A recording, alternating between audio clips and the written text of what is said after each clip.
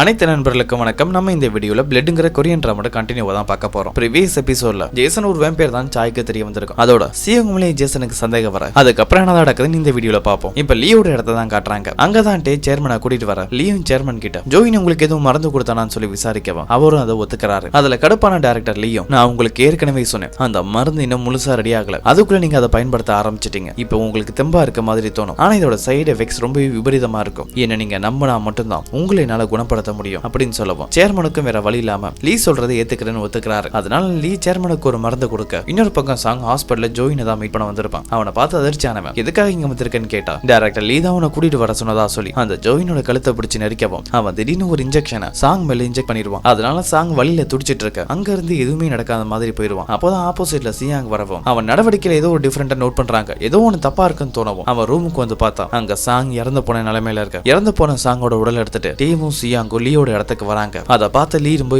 வருத்தப்பட டேட்ட அந்த ஜோயின் எங்க இருந்தாலும் சரி எனக்காக அவனை கண்டுபிடிச்சு கூட்டிட்டு வா, என்ன ஏமாத்தனை யாரா இருந்தாலும் அவங்களை நான் விட மாட்டேன்னு சொல்ல இப்ப சேவை தான் காட்டுறாங்க. லீயை தான் பார்க்க வந்திருப்பாரு. லீ கொடுத்த டீலுக்கு அவங்க ஒத்துக்குவாங்க. அதை பத்தி பேசுறதுக்காக தான் இங்க வந்திருக்கவோ நீங்க டைரக்டா சேர்மனை போய் மீட் பண்ணுங்க, அவர் திரும்பி வந்துட்டாரு, அதுக்கப்புறம் என்ன பண்றதுன்னு உங்களுக்கே புரியுன்னு சொல்ல இப்ப ஜங்க தான் காட்டுறாங்க. ஜங்கு ஒரு மருந்து ரெடி பண்றதுனால அதான் சுத்தி யாரு வேம்பயர் இருந்தா அவங்க யாருன்னு காட்டி கொடுக்கறதுக்காக ஒரு மருந்தை ரெடி பண்றேன்னு சொன்னால அந்த மருந்தை ரெடி பண்ணிட்டா. அதை யூ கிட்டையும் ஜேசன் கிட்டையும் கொடுத்து இந்த மருந்தை உங்க மேல ஸ்ப்ரே பண்ணா மட்டும் போதும், உங்க பக்கத்துல யாராவது வேம்பயர் வந்தாங்கன்னா இந்த மருந்து உங்களுக்கு அவங்கள காட்டி கொடுக்கும். அவங்க உங்க பக்கத்துல வரும்போது அவங்களுக்கு இருமல் வரும். இதை வச்சு யார் வேம்பயர் நீங்க கண்டுபிடிக்கலாம். ஆனா ஜேசன் உன் விஷயத்துல தான் கொஞ்சம் பிரச்சனை, நீ ஒரு வேம்பயர்ங்கிறதால இந்த மருந்து உனக்கும் ப்ராப்ளமா இருக்கலாம், ஆனா இந்த சிம்டம்ஸ் கொஞ்ச நேரத்துக்கு தான் இருக்கும், அதனால நீ இந்த மருந்தை பயன்படுத்திக்கலாம்னு சொல்ல ஜங் இந்த மருந்தை டைரக்டா பயன்படுத்த முடியாது, நீ பயன்படுத்தினா கூட யாருக்கா சந்தேகம் வந்துருன்னு சொல்லிட்டு ஒரு பாடி பர்ஃபியூம் மாதிரி வாசனை ஏதாவது ரெடி பண்ணிருப்பான். ஜேசன் அதை பயன்படுத்திட்டு ஃபர்ஸ்ட் சியாங் முன்னாடி தான் வரான். ஏன்னா சியாங் மேலே எனக்கு ஆல்ரெடி சந்தேகம் இருக்கும். அதனால சியாங் கிட்ட பேச்சு கொடுத்துட்டு அவங்களை கிராஸ் பண்ணி போகும்போது அவங்களுக்கு இரும்பல் வருது. அதை வச்சு சியாங் ஒரு வேம்பயர் தான் கண்டுபிடிக்க அதிர்ச்சி ஆகவும் கற்பனா சாயை தான் காட்டுறாங்க. டாக்டர் கிம்மோட தான் பேசிட்டு இருக்காங்க.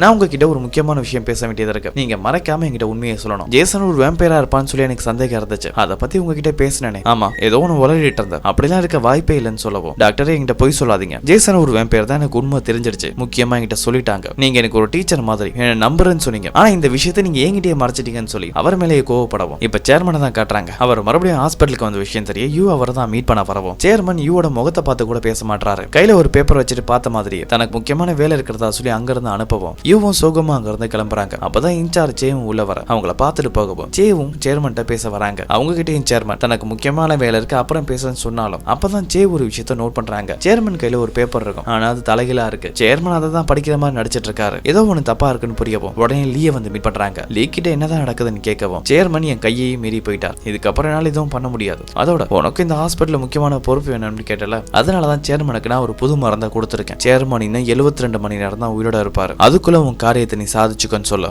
இப்ப சேர்மனை தான் காட்டுறாங்க. அவர் கண்டிஷன் ரொம்பவே மோசமா இருக்கு. இன்னொரு பக்கம் 21 நம்பர் வார்டுல அங்க பேஷண்ட்டுக்கு ட்ரீட்மெண்ட் கொடுக்கறதுக்காக ஒரு நர்ஸ் வரவும் அங்க இருக்கிற இன்ஃபெக்ட் ஆன ஒரு நோயாளி அந்த நர்ஸையே பார்த்துட்டு இருக்காரு. ஏன்னா அவங்க பிளட் தான் ஏத்திட்டு இருக்காவோ அதை பாக்குற அந்த நோயாளிக்கு ரத்த தாக அதிகமாக ஆரம்பிக்குது. அப்பதான் ஜேசனும் வார்டுக்குள்ள வரவும் திடீர்னு சவுண்ட் கேட்குது. அந்த நோயாளி இருக்க ரூமுக்குள்ள வந்து பார்த்தா அவர் அங்க இருக்க ரத்தத்தை எடுத்து அதிகமாக குடிச்சிட்டு இருக்காரு. அத மத்த பேஷண்ட்ஸ் எல்லாம் ஏக்கத்தோட பார்த்துட்டு இருக்காங்க. அந்த நர்ஸ் பயந்து போய் ஒரு இடத்துல உட்காந்துட்டு இருக்கவும் அங்க இருக்க இன்ஃபெக்ட் ஆன நோயாளிங்க எல்லாத்துக்குமே ரத்தத்தாக எடுக்க ஆரம்பிச்சுன்னு புரிஞ்சுக்க முதல் வெளியா ஜோயினை தான் மீட் பண்ண வரான் கோவத்துல. ஆனா ஜோயின் அங்க இல்ல. உடனே ஜங்குக்கு கால் பண்ணி அவன் அம்மா உருவாக்கின மருந்து அதான் ரத்தத்தாகத்தையும் வேம்பயருக்கான அறிகுறியும் தடுக்கிறதுக்கான மருந்து இருக்குமே அது எந்த அளவு அவரோட வீட்டுல இருக்கும் அந்த மொத்த மருந்து எடுத்துட்டு ஹாஸ்பிட்டலுக்கு வர சொல்ல இப்ப இன்சார்ஜ் சேவோட ரூமை தான் காட்டுறாங்க. அவங்களை மீட் பண்ண யூவையும் வர சொல்லிருப்பாங்க. யூ கிட்ட பொறுமையா எடுத்து சொல்ல முயற்சி பண்றாங்க. உன் அங்கிளோட நிலைமை மோசமா இருக்கு, நீயும் சின்ன பொண்ணு, இந்த ஹாஸ்பிட்டல்ல அதிகமான அனுபவம் எனக்கு தான் இருக்கு, அதனால என்ன சேர்மன் ஆக்க முடியுமா, அதுக்காக போர்ட் டைரக்டர் மீட்டிங் ஒன்று ஏற்பாடு பண்ணுன்னு சொல்லிட்டு அதை பத்தி பேச்சு கொடுக்கவும் யூ கோவப்படுறாங்க. என் அங்கிள் இன்னும் உயிரோட தான் இருக்காரு, அதுக்குள்ள எதுக்காக போர்ட் டைரக்டர் மீட்டிங் அரேஞ்ச் பண்ணணும், நீங்க சேர்மனாக திட்டம் போட்டிருக்கீங்களான்னு கேட்க இன்சார்ஜையும் இப்படியே சமாதானப்படுத்தலாம்னு சொல்லி முயற்சி பண்றாங்க. அப்பதான் ஒரு போன் கால் வருது, அதை அட்டன் பண்ணி பேசலாம். சேர்மனோட நிலைமை ரொம்பவே மோசமா இருக்குன்னு சொல்லவும் உடனே அவருக்கான ட்ரீட்மெண்ட் ஆரம்பிக்கிறாங்க. சேர்மன் மயக்கத்துல இருக்காரு, கூடவே யூ இருக்கு. அங்கதான் லீயும் இன்சார்ஜ் சேவும் இருப்பாங்க.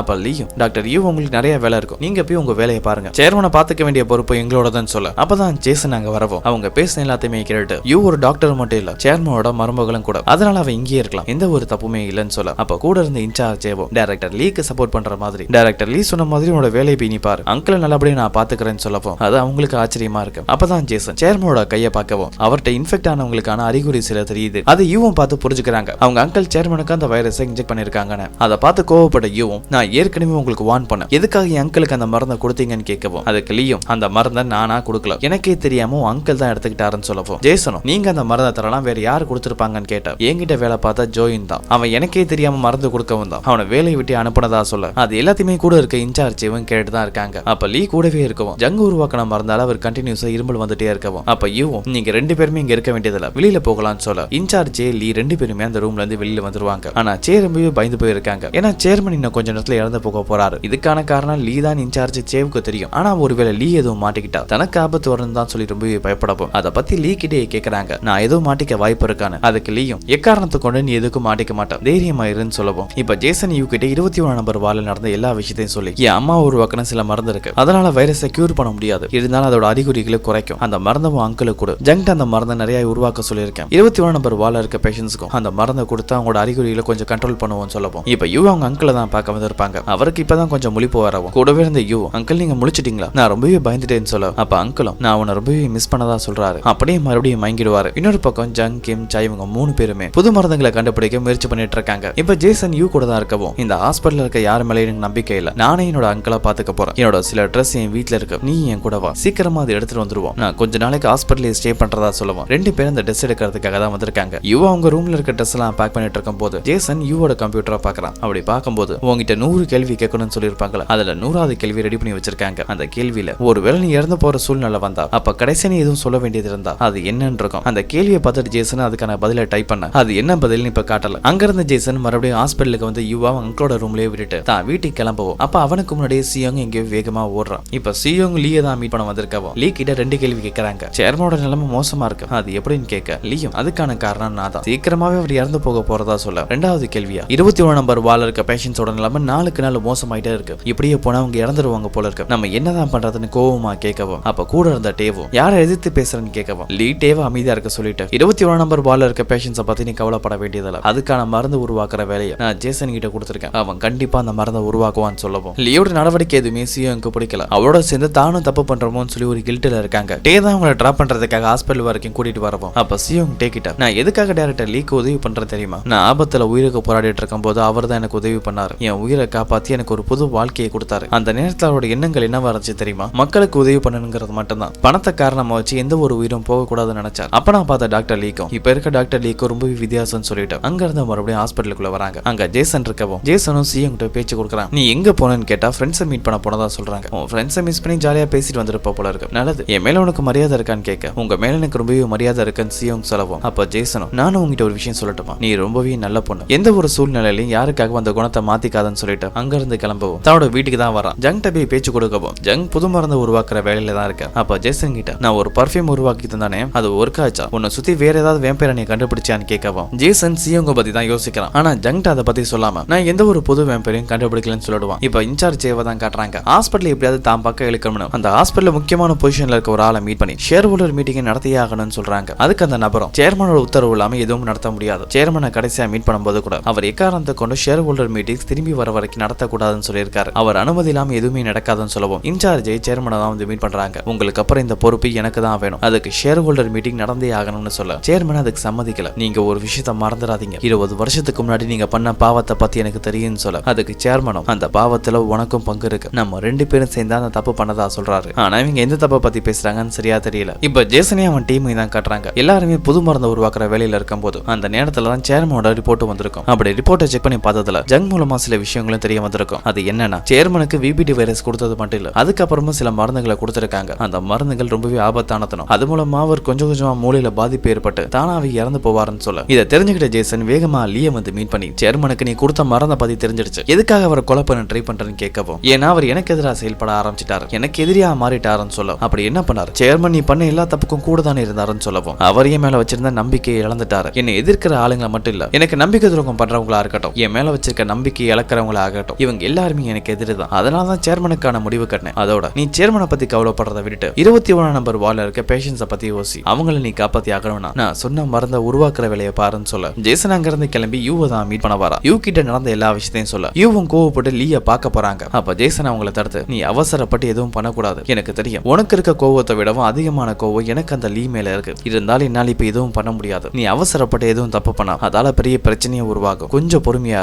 அந்த லீய கண்டிப்பா பழி வாங்குவோன்னு சொல்ல அங்க யூவும் அமைதியா தான் இருக்காங்க. அப்ப ஜேசன் அங்க இருந்து கிளம்பவும் யூவை தான் காட்டுறாங்க. ஜேசன் என்னதான் சொன்னாலும் அந்த யூ எதுக்க தயாரா இல்ல அந்த லீய கொன்னே அவன் சொல்லி முடிவு பண்ணிட்டு பண்ணிட்டாங்க. யூவோட பாதுகாப்புக்காக ஜேசன் ஒரு மருந்தை கொடுத்திருப்பான். வேம்பையர்ஸை கொலை பண்றதுக்கான மருந்து. அந்த மருந்தால லீயை கொலை பண்ணலாம்னு நினைக்கிறாங்க. அதே டைம்ல ஜேசனுக்கும் நம்ம என்னதான் யூவை சமாதானப்படுத்தினாலும் அவ எதுவும் தப்பான முடிவு எடுத்துருவாளான்னு சொல்லி சின்ன சந்தேகத்திலேயே இருக்கவும் இப்ப யூவை தான் காட்டுறாங்க. அந்த லீ இருக்க ரூமுக்கு தான் வரவும் அவன் தூங்கிட்டு இருக்கும்போது இன்ஜெக்ஷனை போடலாம்னு சொல்லி ட்ரை பண்றாங்க. ஆனா லீ யூவோட கையை பிடிச்சிருவான். என்ன கொல்றது அவ்வளவு சுலபம் நினைச்சு அப்படி நினைச்ச பல பேரை நானே கொண்டு இருக்கதா சொல்லவும் அங்க ஜேசன் வர யூவோட கையை லீ பிடிச்சிருக்காரு. அதை பார்த்து கோவப்படுறான். உடனே அவ கையை விடுன்னு சொல்லவும் லீ கையை விட்டு இதுக்கப்புறம் கொஞ்சம் பத்திரமாவே இருங்கன்னு சொல்லிட்டு அங்க இருந்து போயிடுவாரு. ஜேசன் யூ மேல கோவப்படுறான். நீ கொல்ல வந்தது சாதாரண மனுஷன் எல்லாம் ஒரு மான்ஸ்டர், ஒரு வேம்பயர். நீ கொலை பண்ணும் போது சின்ன தப்பு நடந்தாலும் சரி அவன் நினைச்சா உன்னை வேம்பயரா கூட மாத்த முடியும்னு சொல்ல யூவும் அப்ப எப்படி லீய பழி வாங்குறதுன்னு கேக்குறாங்க. அவனை கொலை பண்ணியே ஆகணும்னு சொல்றாங்க. அவனுக்கு தண்டனை கிடைச்சுதான் ஆகணும். ஆனா அதுக்கான சரியான டைமோ சரியான வழியோ கொலை பண்றது இல்லன்னு சொல்லப்போ அப்பதான் யூவுக்கு அவங்க உங்களோட ரூமுக்கு வர சொல்லி ஒரு மெசேஜ் வருது. அதை பார்த்த உடனே வேகமா சேர்மனை மீட் பண்ணாங்க வராங்க. அப்ப சேர்மனும் எனக்காக நீ ஒரு உதவி பண்ண முடியுமா, நான் சொல்ற இடத்துக்கு போய் ஒரு பொருள் எடுன்னு சொல்லுவாரு. உடனே யூவும் ஜேசனை கூட்டிட்டு சேர்மன் சொன்ன இடத்துக்கே வராங்க. அங்க ஒரு லாக்கர் இருக்கும். அதை ஓபன் பண்ணி பார்த்தா அதுல ஒரு MP3 பிளேயர் இருக்கும். இது இன்சார்ஜே கொடுத்த MP3 பிளேயர் தான். அதை ப்ளே பண்ணி கேட்கும் போது அவங்களுக்கு ஒரு உண்மை தெரிய வருது. பல வருஷத்துக்கு முன்னாடி வெக்கேஷனுக்காக போன யூவோட அப்பா அம்மா 2 பேருமே மலையில இருந்து விழுந்திருப்பாங்கன்னு சொல்லுவாங்களா. அது மொத்தமா போய் அவங்கள கொலை பண்ணது சேர்மன் அந்த இன்சார்ஜேவும் தான். யூ அப்பாவுக்கு சொந்தமான மொத்த சொத்துக்களையும் தன்னோட கண்ட்ரோல்களை கொண்டு வரதுக்காக தான் அவங்கள கொண்டு இருப்பாங்க. அப்படி கொல்லும் போது இன்சார்ஜே எதுக்கும் சேஃப்டிக்கு இருக்கணும்னு சொல்லிட்டு அங்க நடந்த விஷயத்த அவங்க பேசின எல்லா விஷயத்தையும் ரெக்கார்ட் பண்ணி வச்சிருப்பாங்க. அந்த ரெக்கார்டை வச்சு தான் சேர்மன் இத்தனை வருஷமா மிரட்டிட்டு இருந்தாங்க. இப்ப சேர்மனுக்கு தான் சாக போறங்கிற விஷயம் தெரிஞ்சதால ஒரு குற்ற உணர்வுல சாகிறதுக்கு முன்னாடி யூ கிட்ட மன்னிப்பு கேட்டே ஆகணும் தான் இந்த உண்மையை யூ தெரிஞ்சுக்கணும்னு அந்த ஆடியோ ரெக்கார்டரை யூவுக்கு கிடைக்கணும்னு நினைச்சிருப்பாரு. இப்ப அந்த ஆடியோவை யூ கேட்கவும் அங்க அங்கிளை வந்து மீட் பண்ணி நீங்க தான் என் அப்பா அம்மாவை கொன்னீங்களா, எதுக்காகன்னு கேட்க அவர் சொத்துக்காக தான் கொண்டு சொல்லி ஒத்துக்குவாரு. வெக்கேஷனுக்கு போனது 3 பேரு என் அப்பா அம்மாவை கொலை பண்ணீங்கன்னா நீங்க என்னையும் கொலை பண்ண ட்ரை பண்ணீங்களான்னு கேட்க அதுக்கு சேர்மனும் யூ நீ என் கண்ணு முன்னாடி வளர்ந்தவ, நான் தான் உன்னை வளர்த்தேன். நான் கெட்டவனாவே இருந்தாலும் ஒன்னு கொல்றதுக்கு எனக்கு மனசு வரல. நான் என் கடைசி காலத்துக்கு வந்துட்டேன். நான் சாகிறதுக்கு முன்னாடி உங்ககிட்ட இந்த மறைச்ச உண்மையை சொல்லணும்னு நினைச்சேன். அதனாலதான் இந்த ஆடியோ உன் கையில கிடைக்கணும்னு நினைச்சேன்னு சொல்ல யூ அதே இடத்துல கதறி அழுகுறாங்க. சேர்மனுக்கு என்ன பதில் சொல்றதுன்னு தெரியல. இது எல்லாத்தையுமே அந்த ரூமுக்கு வெளியில நின்று ஜேசனும் கேட்டுட்டு தான் இருக்கு. அங்க இருந்து அவனோட ரூமுக்கு கூட்டிட்டு போறான். யூவை சமாதானப்படுத்த ட்ரை பண்ணவும் அப்ப யூ